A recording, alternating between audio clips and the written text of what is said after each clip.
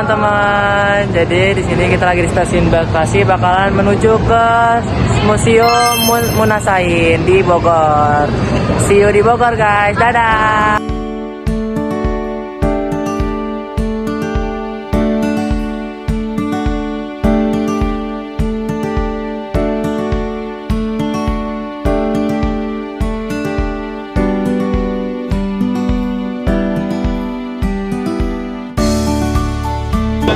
Jadi kita di sini lagi nungguin keretanya guys, dan keretanya lagi lama banget.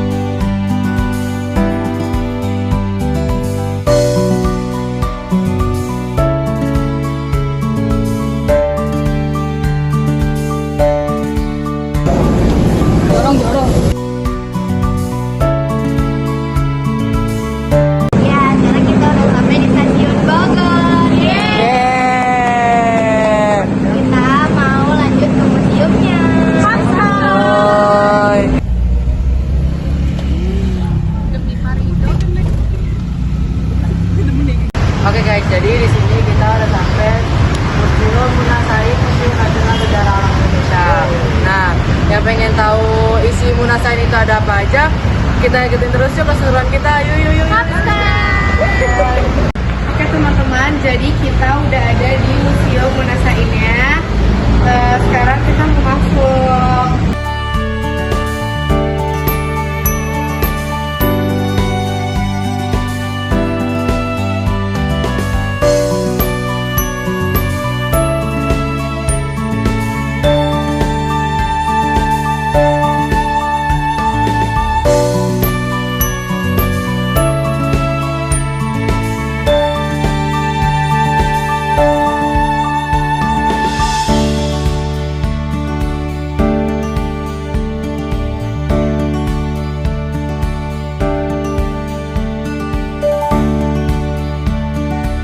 Nah, setelah kalian masuk ke museumnya, kalian bisa lihat di sini kalian bakalan disuguhin sama tembok yang bercorak bagus banget. Oke guys, jadi di Museum Munasain ini terdapat banyak sejarah-sejarah alam yang ada di Indonesia. Kira-kira di sini kita kemana lagi ya? Ada ruang komen satu tuh. Yuk kita ke sana. Yuk.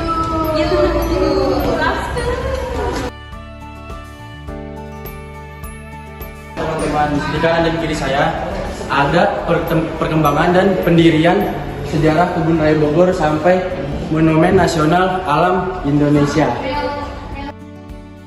Jadi di sini juga ada tokoh-tokoh yang berpengaruh dalam pendirian dan perkembangan Kebun Raya Bogor. Yang pertama itu CGR Raywan, terus Jonas Elias Eijkman, dan Melchior Rapp. Oke guys, jadi di sini ada perkembangan perubahan nama museum di Indonesia. Yang pertama ada Herbarium Bogoriens. Yang kedua ada Museum Zoologicum Bogoriens.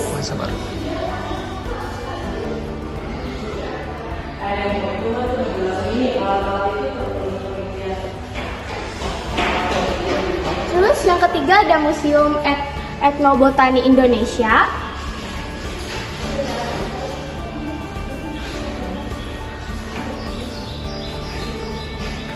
Dan yang terakhir Museum Nasional Sejarah Alam Indonesia, yaitu Munasain.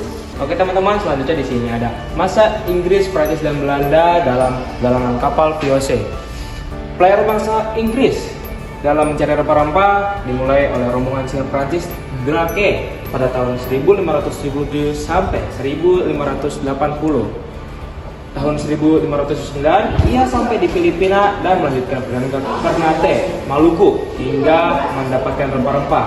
Ekspedisi berikutnya dilakukan oleh Sir James Lancaster dan Gro Raymond yang berhasil sampai di India dan mendirikan East India Company atau disebut dengan AEC. Rombongan Lancaster sampai di Banten mendirikan kantor dengan AEC. Oke teman-teman, di sini ada yang penasaran nggak sama kapal Belanda pada saat mencuri rempah-rempah? Dan ini adalah proses pembuatan kapal Belanda yang untuk mencuri rempah-rempah di Indonesia. Dan inilah hasil terakhirnya. Jadi guys, di sini terdapat peta rute perdagangan melalui jalur darat yang ditandai dengan garis merah dan jalur laut yaitu garis biru. Dan di sini eksplorasi emas hijau Nusantara rempah merupakan titik tolak eksplorasi keanekaragaman hayati di Indonesia. Dan ini ada beberapa contohnya yaitu ada cengkeh, lada, dan kayu manis. Oke, sekarang kita mau bahas jejak para perintis. Yang pertama, ini ada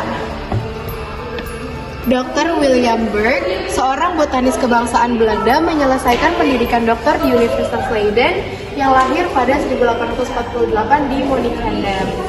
Terus selanjutnya ada yang dari Indonesia loh. Namanya Profesor Kusnoto Satyo-Diwiryo, pejabat Indonesia pertama sebagai Direktur Kebun Raya Indonesia pada tahun 1949 sampai 1950, merupakan seorang visioner atau pandangan masa depan.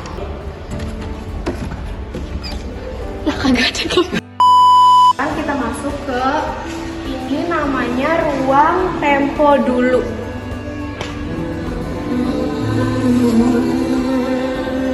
Di sini ada peralatan taksidermi. Nah, ini ada macan dahan atau Neophelis diardi, termasuk dalam Ardo Carnivora keluarga kucing-kucingan, mempunyai gigi taring terpanjang dari semua kucing. Pada lapisan rambut pada tubuhnya terdapat tutul-tutul yang terbentuk seperti awan. Koleksi ini merupakan hibah dari Bilal, konversi sumber daya alam kepada Museum Nasional Sejarah Alam Indonesia. Terus di sini ada eksplorasi keanekaragaman hayati di Indonesia. Ini ada gambar-gambarnya. Terus ini juga ada peralatan untuk survei lapangan. Ini, terus ini ada bantal pasir, bantal berisi pasir yang digunakan untuk menekan atau mengepres spesimen tumbuhan agar rata dan lebih rekat.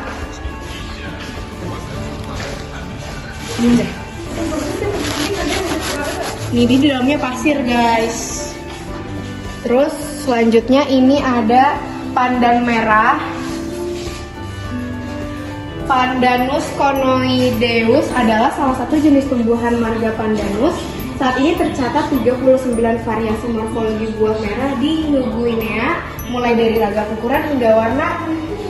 Sepalium atau tandan buah yang khas pada Pandanus spp. Untuk kejelasan akan terminologi ini basah ya guys. Terus ini ada Hebarium bogoriense Bo. Ini juga basah nih teman-teman. Terus ini ada oven. Dalam oven ini tuh bahannya seng tebal dan dicat berwarna hitam. Bentuk kotak persegi panjang, tutup tromol hanya dapat dibuka bagian depan, bagian bawahnya diberi 3 engsel dan di bagian tengahnya diberi semacam pengait. Nih kayak gini pengaitnya. Gitu. Nah, kita udah sampai di ruang kerja ilustrasi botani dan perpustakaan Tempo dulu, di mana tempat ini merupakan salah satu tempat hasil penelitian keanekaragaman hayati Indonesia. Kemudian dituangkan dalam berbagai media, antara lain ilustrasi gambar untuk tumbuhan yang dikenal dengan botanical illustration. Ini banyak nih foto-fotonya, kalian bisa lihat kok.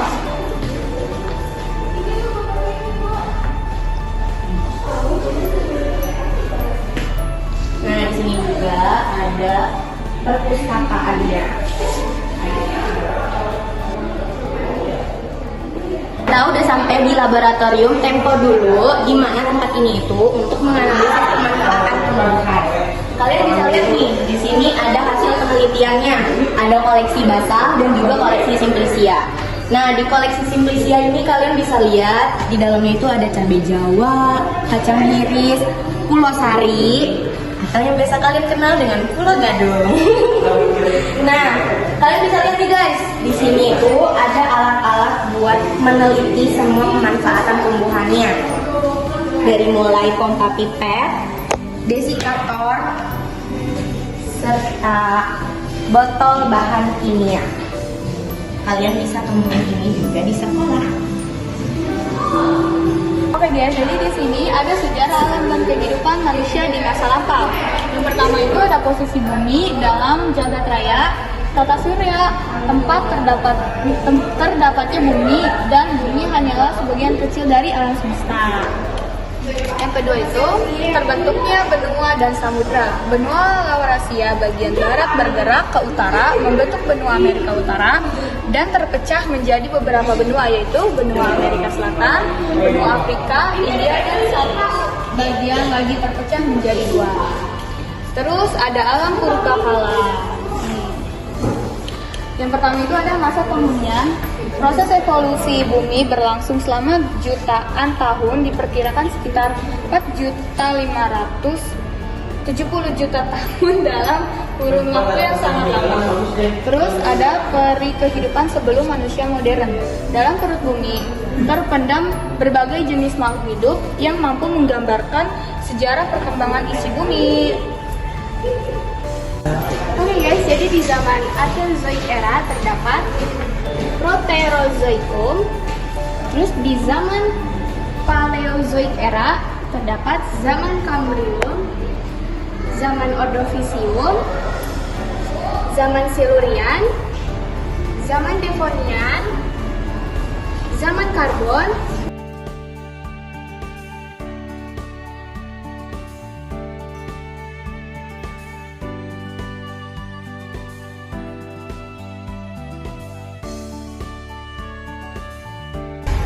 Oke teman-teman semuanya, sekarang kita akan jalan ke sejarah rempah-rempah di Indonesia.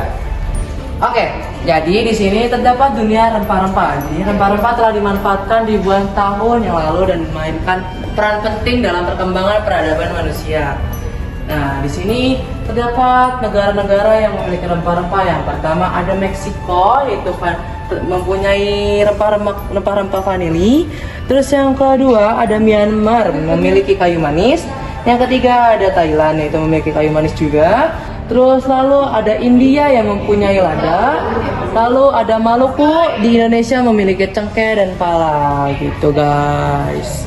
Nah, ada 3 jenis rempah penting nih. Yang pertama itu ada lada, terus ada cengkeh, yang terakhir itu ada pala. Nah, di sini ada bentuk-bentuk dari rempah-rempah di Indonesia. Yang pertama ada masoy atau Cryptocarya masoya, bentuknya kayak kayu dan dia itu ada wanginya tuh kayak wangi parfum gitu. Terus ini ada cengkeh atau Syzygium aromaticum. Jadi dia tuh kayak pasir-pasir gitu. Terus ada kayu manis atau Cinnamomum burmani. Nah, ini dia juga ada kayak bau kayu gitu. Oke teman-teman semuanya, di sini ada suku-suku tumbuhan rempah-rempah yang ada di Indonesia.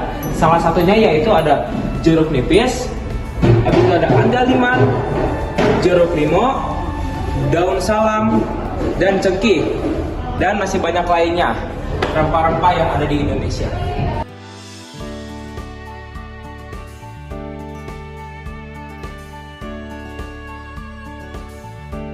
Nah, di sini ada bahan obat dan rempah. Yang pertama itu ada kayu angin atau Usnea barbata Fries parmeliaceae. Yang kedua ini ada kembang lawang atau peka atau Illicium verum hook. Terus yang ketiga ada daun tawas atau Lychea odorifera Val. Yang keempat itu ada ulet-ulet atau Helistres isorael. Terus yang kelima itu ada temu giring atau Sursuma heineana Val. Terus yang keenam ada temu ireng atau Sursuma aeruginosa. Terus yang ketujuh itu ada lempuyang emprit atau Zingiber americanus bloom. Terus yang kedelapan ini ada lempuyang wangi atau Zingiber aromaticum fall. Terus yang kesembilan ini ada bengal atau Zingiber purpurum roscoe. Yang 10 ini ada kayu kuning atau Arcangelicia flava merrill. Yang ke-11 ini ada secang atau Caesalpinia sapan L. Terus yang ke-12 ini ada kayu rapat atau Parameria levigata Jesmoldenk. Yang ke-13 ada kedaung atau Parkia roxburghi. Terus yang ke-14 ada biji keleci atau Caesalpinia bondok. Terus yang ke-15 itu ada Pronojiwo atau Eckrasta horsfieldi. Terus yang ke-16 ada saga pohon atau Adenanthera pavonina. Yang ke-17 ada biji mahoni atau Swietenia mahagoni jack. Terus yang ke-18 ada jeng rahab atau Beckea frustescens L. Yang ke-19 ada pulau sari pulau waras atau Elixia stellata. Yang ke-20 ada pasak bumi atau Euricoma longifolia jack. Yang ke-21 ada kayu legi atau Glersia glabra. Oke guys, jadi setelah kita mengelilingi rempah-rempah yang ada di Indonesia, kita masuk ke manusia purba yang ada di Indonesia zaman dahulu guys. Ini terdapat ada bertani mengetah, bertani berpindah di pondok sementara, berburu merambut tingkat lanjut, berburu merambut tingkat awal, teman-teman lokal dan lain-lain. Guys, sekarang aku mau jelasin nih awal peradaban manusia jutaan tahun yang lalu. Manusia ini merupakan satu-satunya makhluk yang tidak pernah meninggalkan rumah ekologisnya. Nah, di sini nih ada beberapa rumah atau peradaban manusia. Yang pertama ada gua atau cave dan ceruk atau rock shelter. Hunian awal sejarah peradaban manusia. Berarti ini tempat tinggal pertama dong. Nah, terus yang kedua ini ada penemuan api. Penemuan di mana umat manusia yang paling spektakuler merupakan api. Selain batu, api merupakan alat bantu pri kehidupan manusia yang tidak dimiliki spesies lain. Nah, selanjutnya ada peradaban zaman batu nih. Lebih dari 1 juta tahun, Nusantara menjadi salah satu tempat berbagai kegiatan dan hunian manusia di dunia. Sejumlah perkakas yang ditemukan di Pacitan, Sangiran, Ngandong, Sambung Macan, dan Kedung Cungkuren berasal dari zaman Paleolitik. Nah, kalian bisa lihat nih guys, di sini ada gua di mana para manusia ini tinggal.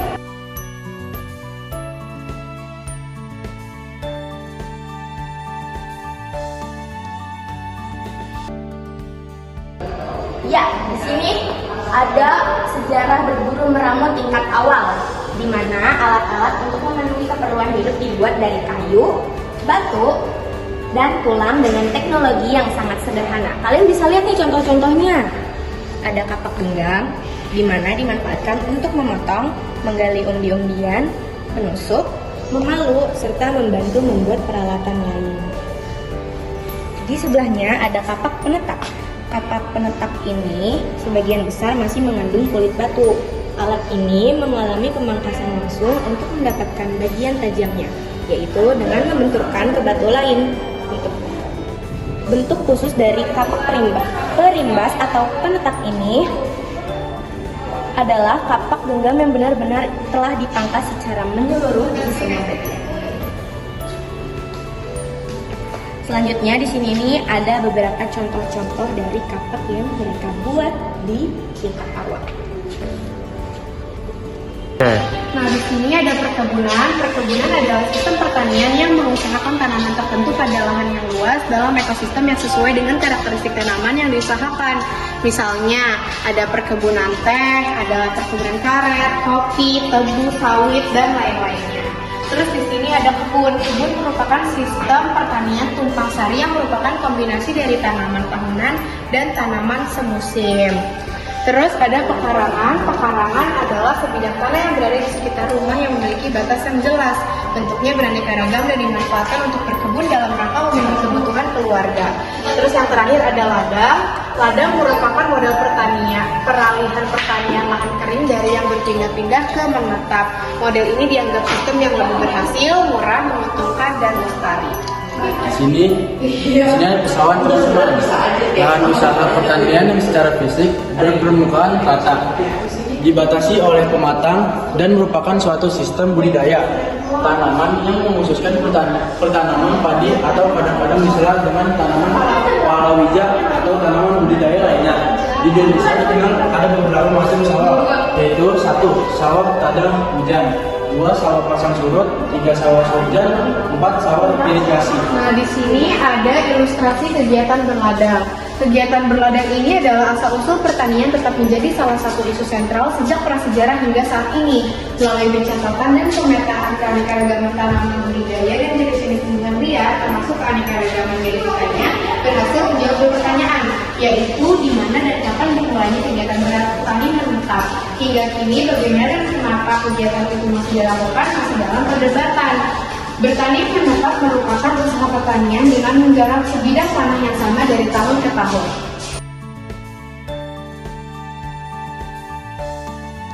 Oke teman-teman, sekarang kita akan ke bawah ke pameran tetap ya.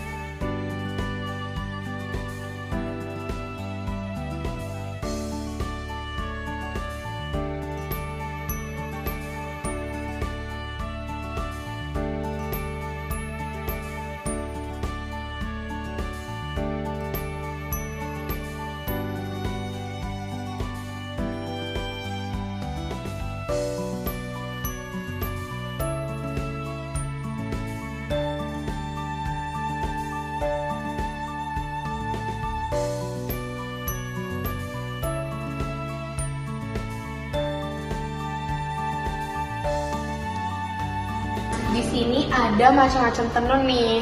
Ini ada tenun dari NTT atau Nusa Tenggara Timur. Terus yang di bawah ini tenun Indonesia. Yang ini ada tenun dari Lombok Timur.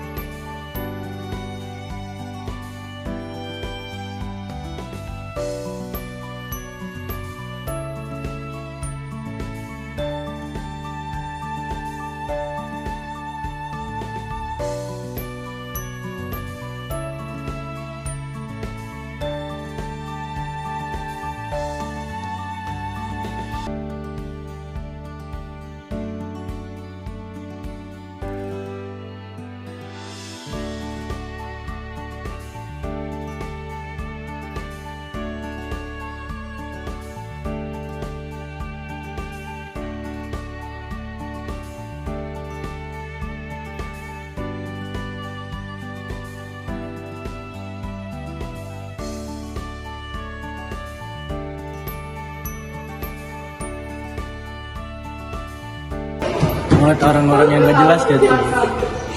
Keren banget. Nah, ini kita mau memberikan penghargaan atas dedikasi dalam pembangunan rumah sakit. Karena Saya Raga Jalan pertama dari siswa SMA Widya Nusantara Pademangan. Oke, siap. Oke. Kalau untuk saya sendiri, saya namanya Nuni. Kebetulan saya staf edukasi di sini. Di museum ini yang ngerasain. Saya kerja kurang lebih sudah 10 tahun di museum ini. Kira-kira ini berdiri pada tahun berapa ya? Kalau untuk berdirinya sendiri sebenarnya lumayan sudah lama karena jadi diresmikan pertama kali itu aku singkat aja ya, diresmikan pertama kali tanggal 18 Mei 1982. Berarti udah lama banget ya? Ya, itu namanya masih Museum Metropolitan Indonesia dulu.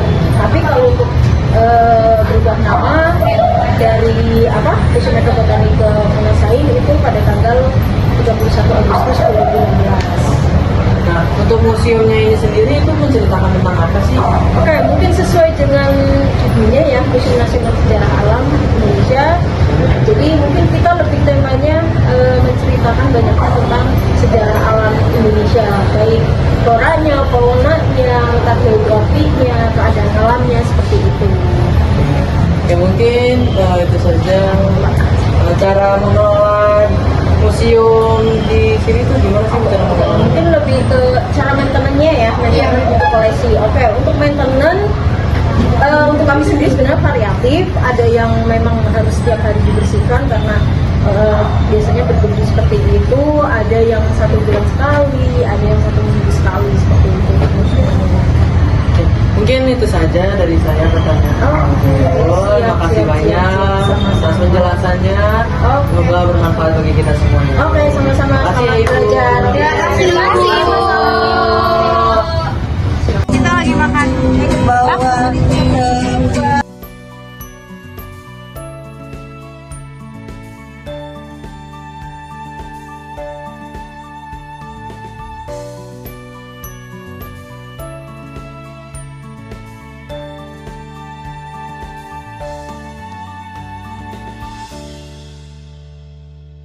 Nah, jadi segitu saja informasi yang dapat kami sampaikan di Museum Sejarah Alam Indonesia di Kota Bogor. Sekian dari kami. Wassalamualaikum warahmatullahi wabarakatuh.